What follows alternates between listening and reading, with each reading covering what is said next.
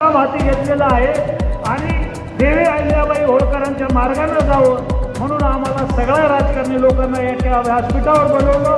इथलच्या महिला मंडळाचे पदाधिकाऱ्यांचे मनापासून आभार मानतो। खासदार साहेबांचा पहिला सत्कार आपल्या गावामध्ये झाला। माननीय रामराव वडकुटे साहेब हे माझे मित्र आहेत, दोस्त आहेत, ते काँग्रेस पक्षात होते। त्यांना इकडे आणण्यासाठी माझा खारीचा वाटा आहे आणि मी त्यांना सांगितलं होतं की साहेब एक ना एक दिवस तुम्ही माझ्या जिभेवर तिळ आहे, एक ना एक दिवस तुम्ही खासदार होणार आहे आणि ते खासदार झाले। आज उच्च सभागृहात ते खासदार आहेत। धनगर समाजाच्या ज्या न्याय मागण्या आहेत, धनगर समाजाला ज्या आदिवासी प्रमाणे सवलती किंवा आदिवासींचं आरक्षण पाहिजे हे आंदोलन दीपक भाऊ करत होते।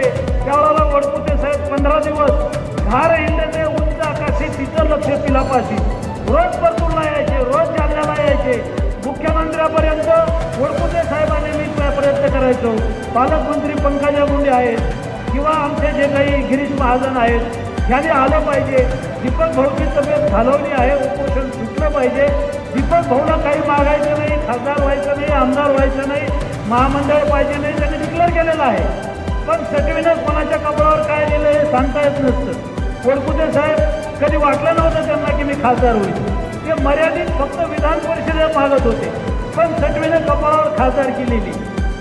दीपक भाऊची लढाई जी आहे ती समाजासाठी आहे आणि 75 वर्षाच्या इतिहासात ज्या काही सवलती धनगर समाजाला दिलेल्या आहेत, शिष्यवृत्ती असेल, मुलांचं शिक्षण असेल, धनगरांच्या मुलांसाठी इंग्रजी शाळा असतील, धनगरांच्या मुलांसाठी वसतिगृह असतील, जे काही आहे ते देवेंद्र फडणवीस साहेबांच्या सरकारनं दिलेलं आहे।